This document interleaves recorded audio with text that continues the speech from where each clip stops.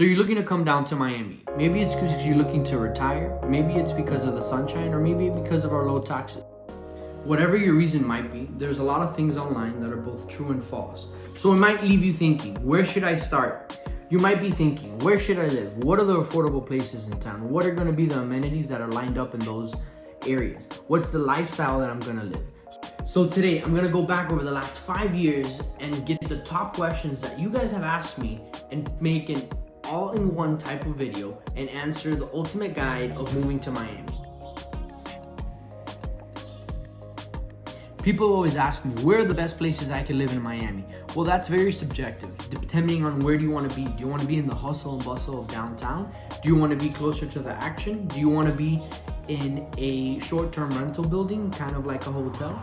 Do you want to be in a 55-plus community where it allows you to play pickleball and you have golf courses? It all depends on what you want. There's a lot of things you need to cover. Now, the first thing that always comes up is affordability. Now, the average sales price for a home in Miami-Dade County is about $700,000, $460 if you're looking at condos.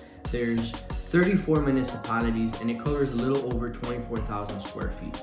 Now, if we look at it as a whole, you would see any house that's under the $700,000 would be considered an affordable house. So what I went ahead and did is I split it into 4 sectors to be able to understand and explain a little bit better the different areas that we have here in Miami. On the northeast side of the county, there's about 450 homes for sale under the $600,000. In the northwest side of the county, there's about 20 homes under $600,000. In the southwest side, that number comes up to about 350. And last, on the southeast side of the county, there's about 20 homes under the $600,000. And if that tells you anything, the southeast part of the county definitely has a lot fewer properties, but they are considered to be a little bit more higher end. Now, Miami has 37,000 homes currently for sale, and about 850 of them are under the 600,000 mark. Just to give you an idea, there's about 37,000 available homes, in which 1,800 of those are above the $1 million mark. So in reality, if you really take a look at it, on the southwest side of the county, you have places like Westchester, West Miami, Kendall Lakes, and the Hammocks, where you can find houses that are not that old and are very close to the highways, so you could get to downtown fairly quickly. So that should give you an idea where the affordable houses are. Now, if you're looking for something a little bit more affluent in an affluent neighborhood, you have to look where those numbers lie. Places like the southern eastern part of the county, where you have an average price point a little over the $1 million. Places like Coral Gables, Pinecrest, Coconut Grove, and South Miami.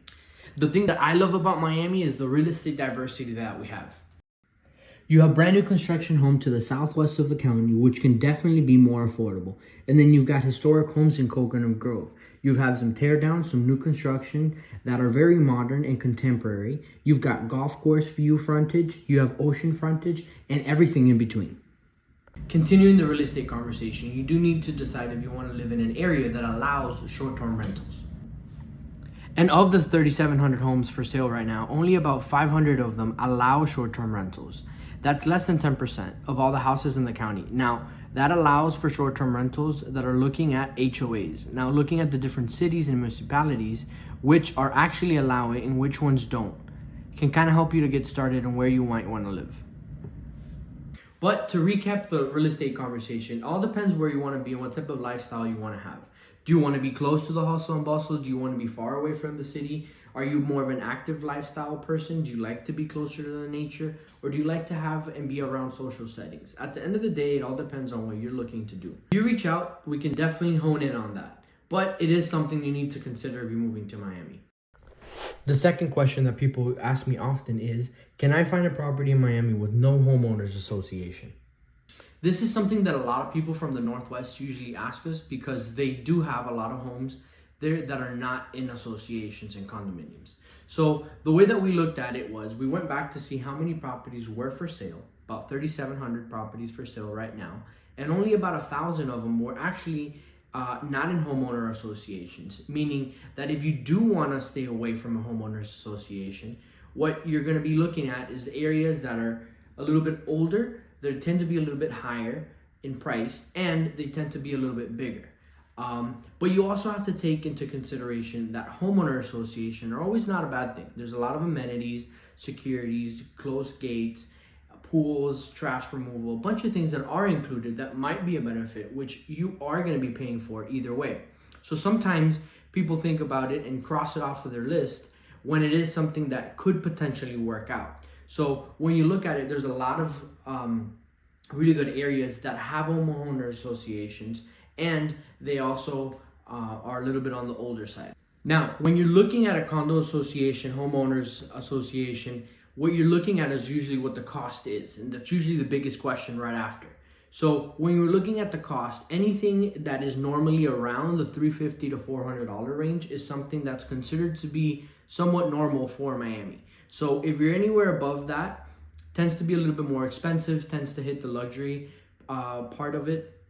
Now, when you look at it, you need to look at the more amenities you tend to get, the higher the price tends to be. So you do get those added gyms, the theaters, bowling alleys, and all these other extras that you get, but you are paying for them. So that's just a rule of thumb. When one is higher, the other one is lower. And that's exactly why a lot of people sometimes say, why am I paying so much for this association if I'm not really getting that much in return? Well, that's exactly what my team's here to help you do. We can definitely hone in on it, look at the financials to see if it makes sense, go pros and cons, and make sure that it makes sense for you. Another question that people always ask us is, should I go new construction or should I go resale? Up until a couple months ago, I would have said that new construction is a little bit of an unknown commodity. What do I mean by that? Right now, only about 7% of the sales in Miami are new construction, but you have to be aware that you sometimes sign a contract and the property isn't even built yet, meaning that you're buying it on paper. So it could take 8 months, could take 10, you could get it right away. It just kind of depends. COVID really shook the market in that sense. But right now, everything's going kind of back to normal. But the benefit is you are getting a new home. Usually, builders give a warranty on both the property, windows, AC, and everything you can think of. So you are getting a hassle-free home, in other words. So there are benefits to new construction homes. The reality of Miami is that pretty much all the land has been built out. So the only way that the city can actually grow is vertically. There's only about 13 miles from the coast all the way to the west line where the Everglades starts. So there's not that much land available, and the only way the city can actually grow is vertically. What does that mean? That means that a lot of properties are getting torn down and you are having more condos and apartment-like buildings coming up. And if that's the sort of thing that you like, well, there's the product for you.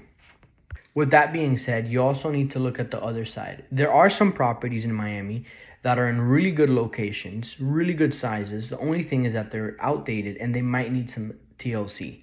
That's a huge benefit if you are looking to put some sweat equity into the property and build it out and make it your own.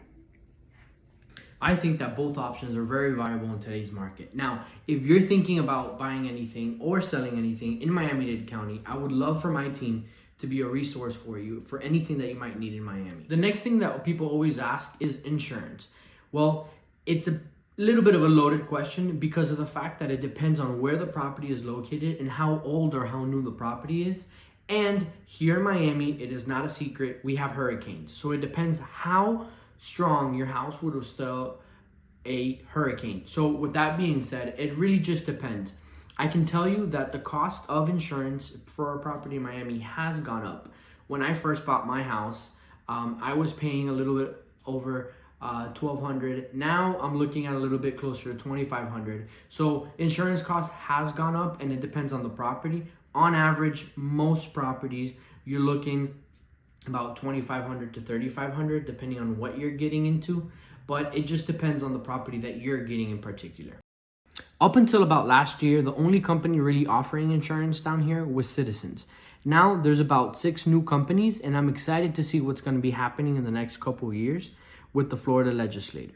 Let's talk jobs. What are the jobs down here? Everybody always thinks that Miami is very big on hospitality.